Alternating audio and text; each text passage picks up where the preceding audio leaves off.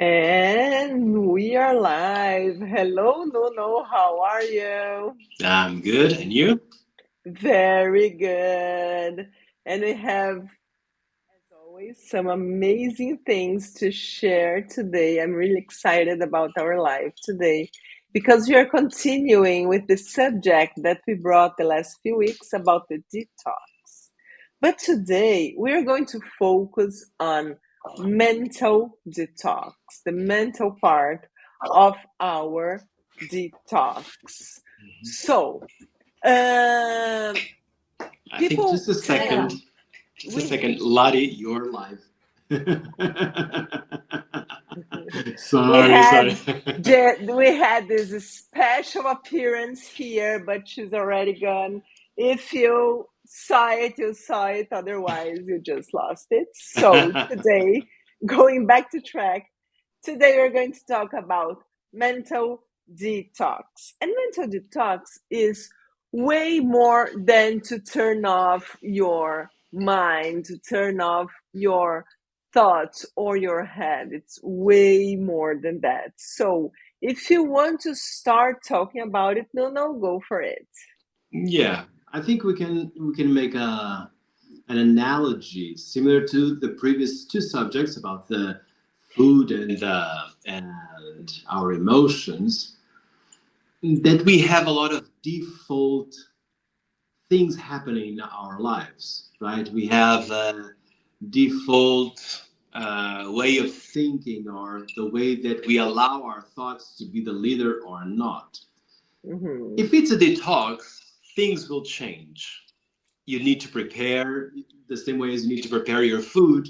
You also going to need to prepare your mind, and not only the mindset is about how your mind performs during that detox, which means you need to be the leader of your thoughts for the week and not being on default or autopilot and let your thoughts being the leader themselves. No, you will be the leader this time.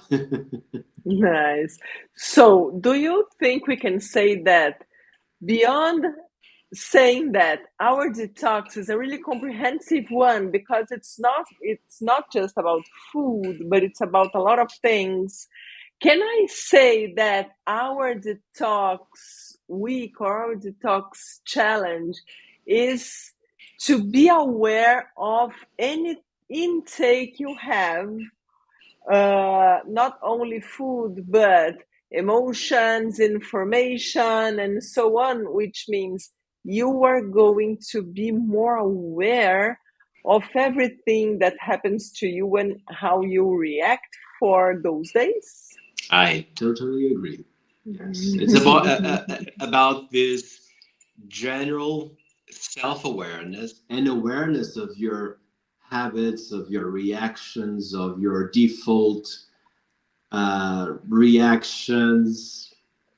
You're going to question everything in a good way, not to bring a lot of doubts, but you're just going to be more mindful for the challenge in all the layers of your body, of your personality, of your daily life, which is amazing.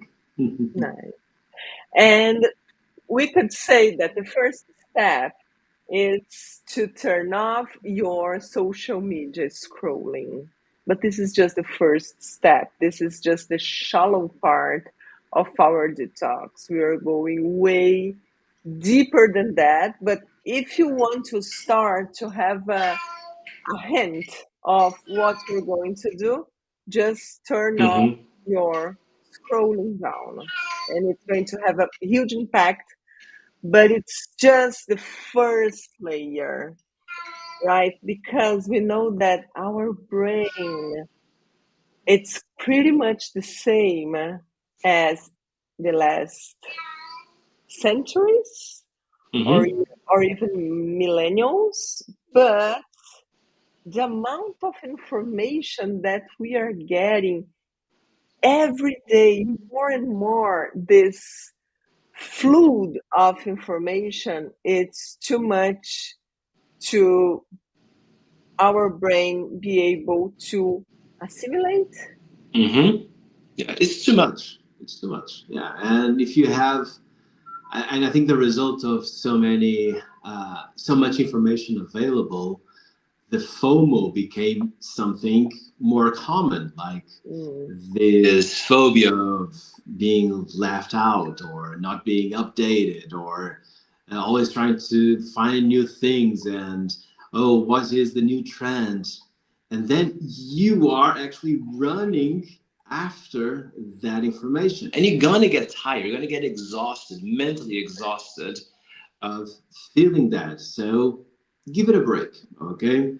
And it, the thing is, your brain loves social media. That's why it's so successful, right? Because it just hits the point. It's perfect. New things, new images, new content, news, everything is new, new perspectives, new point of view. And you just get involved in all of that information and it seems like it never ends, right? You cannot scroll till the end of Instagram. You cannot see all the videos on YouTube. You cannot follow all the TikTok accounts and so on. You cannot enter all the Facebook groups. Okay, it's impossible to reach that. But when we have FOMO, we are like trying to get it, but it's just consuming a lot of your energy, a lot of your time, a lot of your quality of life by doing that. So the detox, the mental detox that will be part of our detox challenge is also to, come on, slow down, stay off grid for a while so you can choose wisely what you really need to consume, to learn, or to be in contact with. Okay. And it's so overwhelming, right? And most of them, it's just useless. It's not going to be important tomorrow or the day after tomorrow. So it's really mind blowing. It's really mind blowing. But it's going to be a really good experience that we are going to have.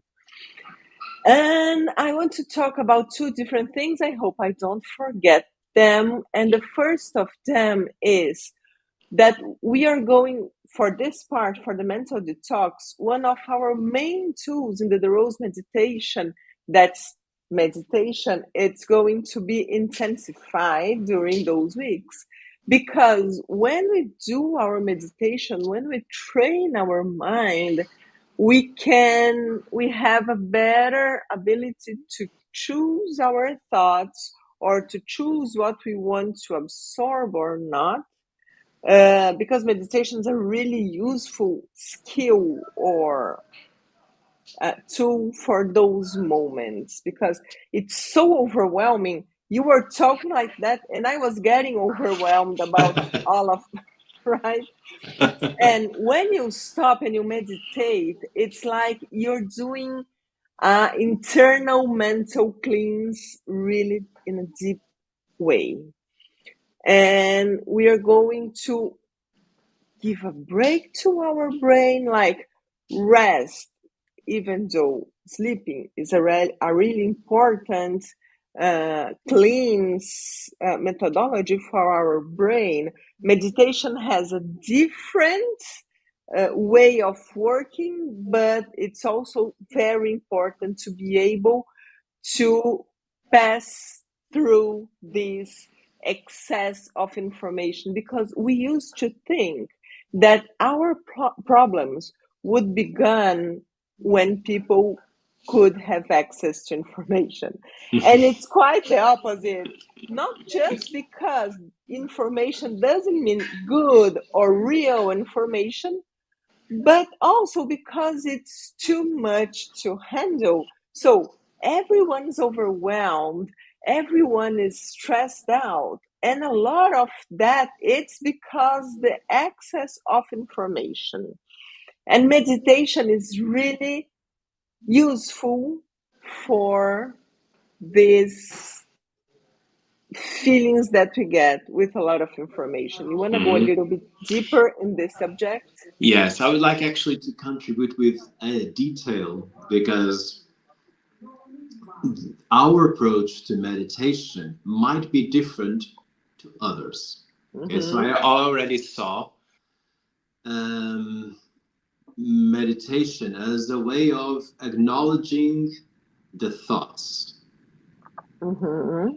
And our approach is different. I'm not saying it's right or wrong, but Mm-hmm. is for that window of time that you have time for your meditation, let's say 5 minutes, you're going to negotiate with your brain and say, buddy, I need 5 minutes, okay? Don't disturb me for 5 minutes because I need to be concentrated in this one thing. And if a new thought tries to get in, instead of acknowledging, we'll say, not now. I'm focused here, okay? I'm in flight mode. I'm in do not disturb. And that's the our approach.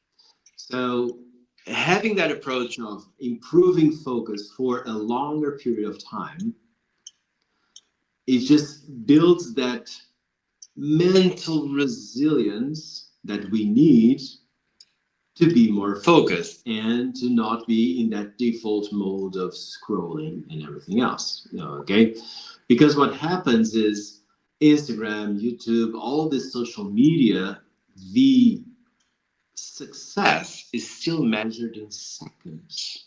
Hmm. So a good post will stay a few seconds or half a second, and it's considered good. And come on, guys, we can stay focused a little bit longer, right? I hope So so. I hope so. We have that ability. It's not something that only 0.1% of mankind can do. No, most of us will have if trained, we'll be able to stay focused longer. But we need to train that, otherwise, we lose that skill. Or if we continue to consume information on social media that way, always changing, always changing, always changing, you don't build that muscle, okay, that mental muscle that you need.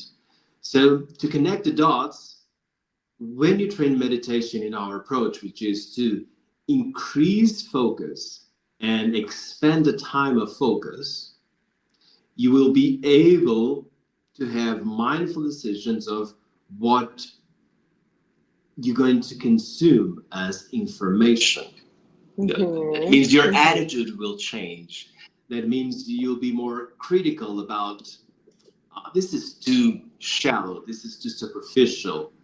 I don't need this. I want something more interesting that goes deep. Maybe I can listen to a podcast which has more information and can go deeper on the subject than a carousel or a reel for 1 minute. And a podcast can have like 10 minutes, 15 minutes, 30 minutes. Will have more useful information than a bunch of images on Instagram. And so the meditation will be your mental workout to improve the way that you are present in social media. Okay, I think that's one of the connections that I would like to do is about that. But remember, you need to negotiate. Buddy, 5 minutes of your time. I need 5 minutes of quietness so I can meditate, so I can train my focus, so I can expand the time being focused with no interruptions, distractions, or uh, disruptions, or whatever. Okay, focus, focus, focus. Very good. And the second thing I wanted to talk about is that when we meditation, we can be more aware of our thoughts when we are not meditating. And then we can negotiate with ourselves because we're trained to do so. So, for example, oh, I need to do this. Look what that person said. Oh, this is in my shopping list. Oh, did you see that news? You decide, okay, now I'm working. Now I'm going to do this. those other thoughts, it's not time for you. I'm just going to choose one. If you're not aware of that, if you don't understand how it works, you'll just think that, okay, my mind is overwhelmed and there's nothing I can do about it. Mm-hmm. But if you train your brain, I really like to compare training meditation to training for a marathon. At the beginning, you are really bad, and you're not gonna be good unless you have a lot of discipline. So we always Mm-hmm. have to think about it. We have to train. But when you are trained, you are okay. At this moment, I'm working, so I have to focus on the work I have to do. Mm-hmm. Okay, I did my work, I'm going home. Now I'm going to focus on my family, on my friends, on my tasks at home, or just enjoying here. Okay, now I'm gonna see some news, and you can choose and be more present, because this is what it's about as well. Yeah. So I'm home, I'm enjoying my moments at home. I'm working, I'm doing my best when I'm working. So you can choose your thoughts.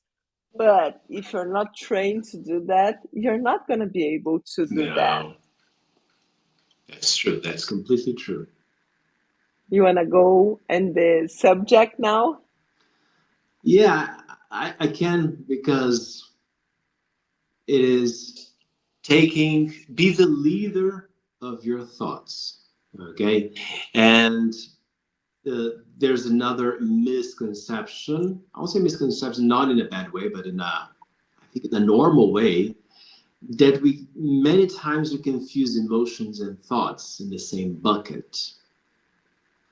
And sometimes, like, oh, I'm stressed. That's an emotion.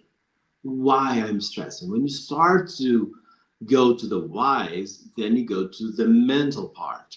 So it just helps to understand that it's not just about thoughts, it's not just about emotions, it's quite complex. But when you train all the levels, you'll be more aware of those levels. How do they work? Okay, imagine I'm overwhelmed. I'm scrolling on social media, I'm overwhelmed. Why? It seems like it never ends. I'm always behind. I'm losing the trends. I'm losing information. Stop. Breathe. Is that important for you? You work on the field and so on. And you continue to make the right questions for yourself and you start to answer them. And then, oh, maybe I'm not overwhelmed. Maybe I'm just channeling my frustration. Maybe I'm just sad because something happened and I want to have some fun and I choose social media and it didn't work. So going deeper on those questions will just help us to be the leader of the time that I spend and how I understand my thoughts, how I understand my feelings, how I understand my energy. I'm tired, I'm energized, I'm exhausted, I'm excited, and so on. So, labeling those things is really important because it helps us to make better decisions. Okay, I think that's something that I would like to add because I was watching a podcast. It was a neuroscientist, and she was saying exactly that. When you have something bothering you, start questioning why. Why is that important? Um, Tell me more. And a lot of the questions just helped us to understand better what is happening in the present moment and then take better decisions. Sometimes you just need to go in flight mode. Okay? Flight mode. Just I'm traveling. Now I'm not available. There's no Wi-Fi, no internet, just me, myself, and I. Good. That's what I need. Okay. But Mhm. I decide to do that. Or now I need to research.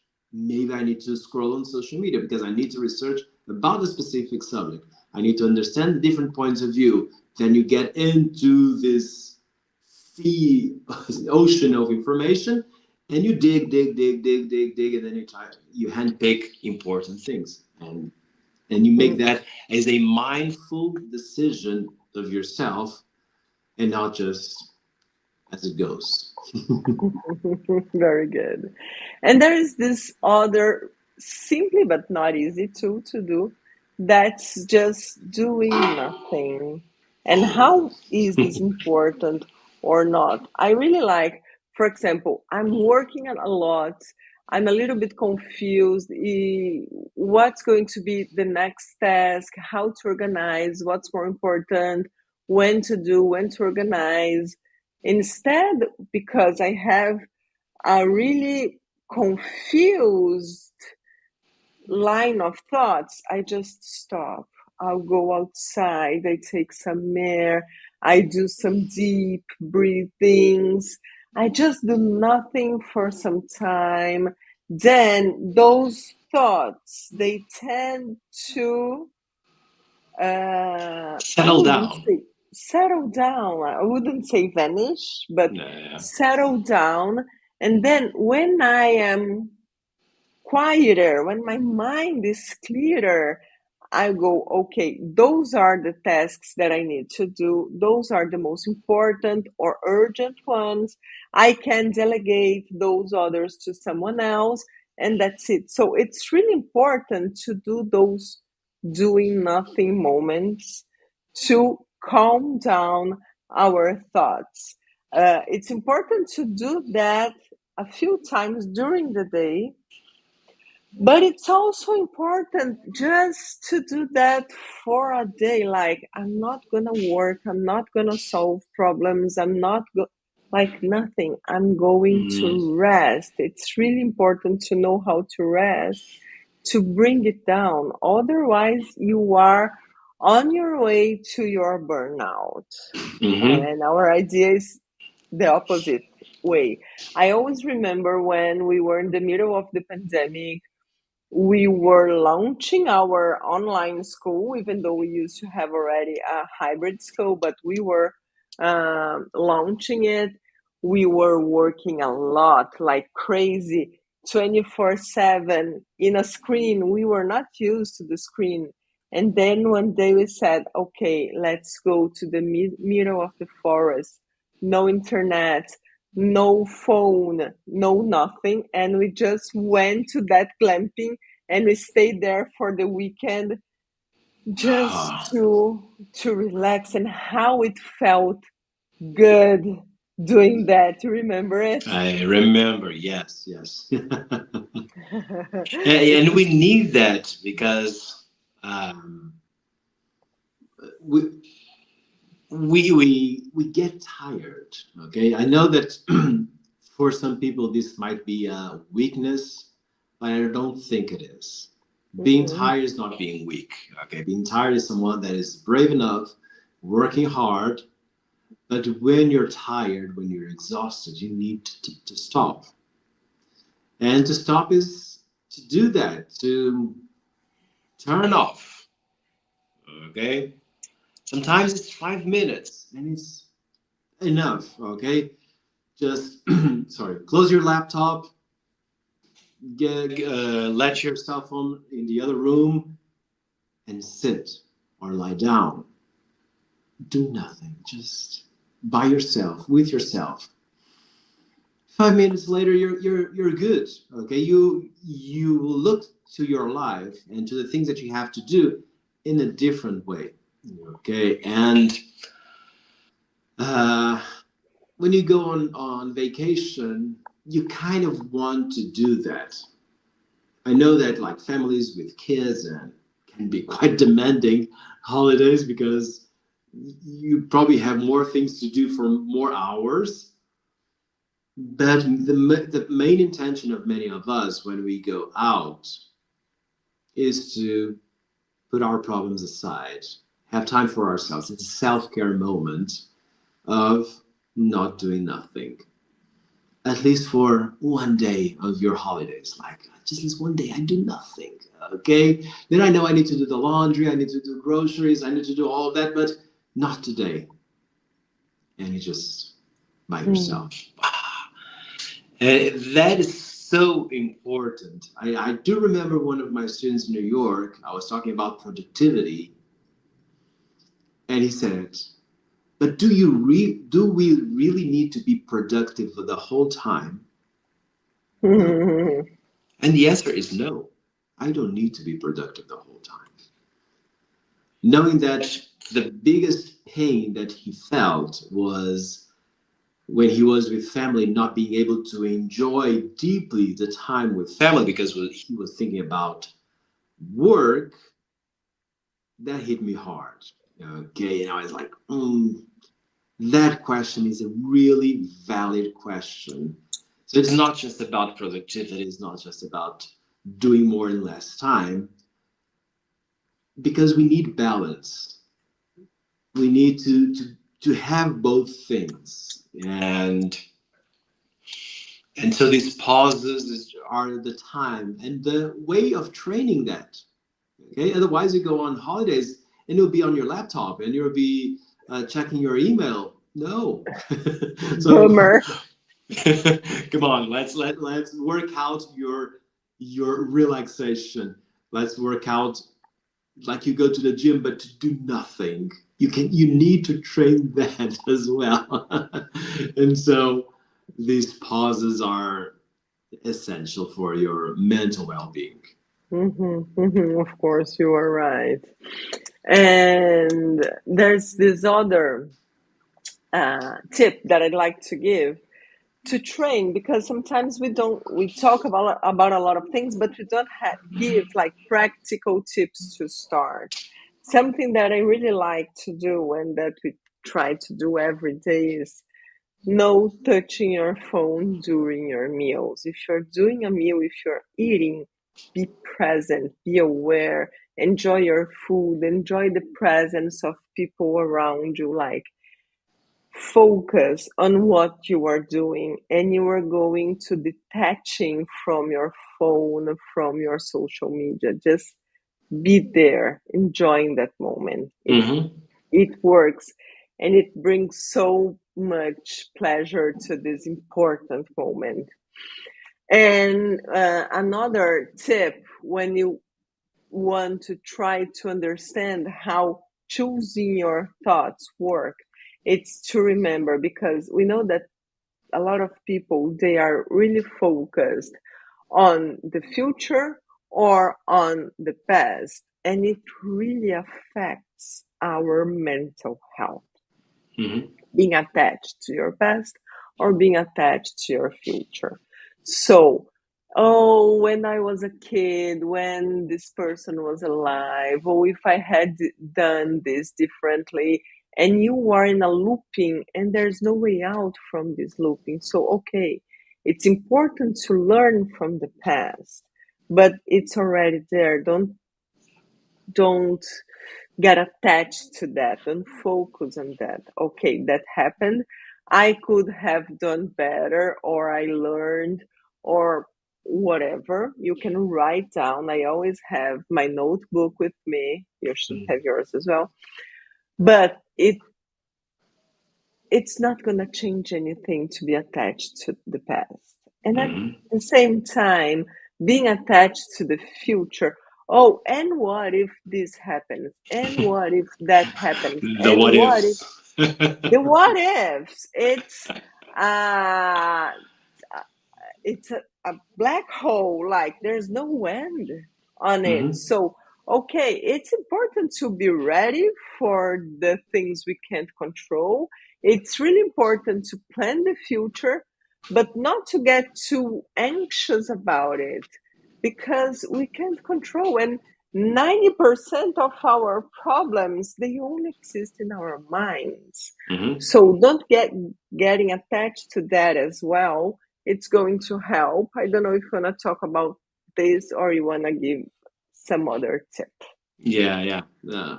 Sometimes I like the graphic examples. They Mm-hmm. they help us. Okay, so Imagine stress is the intense emotion related to the past, and anxiety the dense emotion related to the future. Like you have a big task to do, and it's tough to do it, so you're stressed because the task already started, time goes on, and you need to do it, and it's difficult, so it's stressful. Anxiety is when you have a similar emotion but related to something that didn't happen. So that means in the future. So I'm anxious that maybe the email will come, maybe the things, and what ifs. So the what ifs and maybes will just be the nutrients of your anxiety. But we can have something in between, which is amazing, which is the present moment. We are not turning our back to the past and the future, not that. But we choose. If we don't train to be in the present, we'll be either stressed or either anxious. I don't like that much. Being present is where I build my happiness. Is where I'm feeling the achievements. I can feel what is happening now, here and now, which is really important. And that way I can look to the past and say, oh, I should learn about that, go back to the present to improve. Okay? Or looking to the future. This will bring me a lot of anxiety. What can I do right now to be prepared? Okay? And I can work on that. So going back to time, but always make your checkpoint in the present moment. Again, meditation is this checkpoint in the present moment. Breath work is another checkpoint in the moment. So things that you are doing right now and being mindful is that checkpoint. And then you decide, I'll go to the past. I need to do this again, but last time I didn't perform that well. Let me write down a few improvements, like work on that in the present moment so I can perform better this time. Not blame myself or just thinking, oh, how was good or bad in the past. No, time moves forward always. So we need to be wise in the time that I spend moving back and forth to the future or the past. So the timeline will always be there, but be present most of the time and not just for the blink of an eye. Okay, more time being present. And here again, meditation is key to train that ability to be present. Nuno was telling me that today one of his students said, you know what? I don't like to do meditation exercises.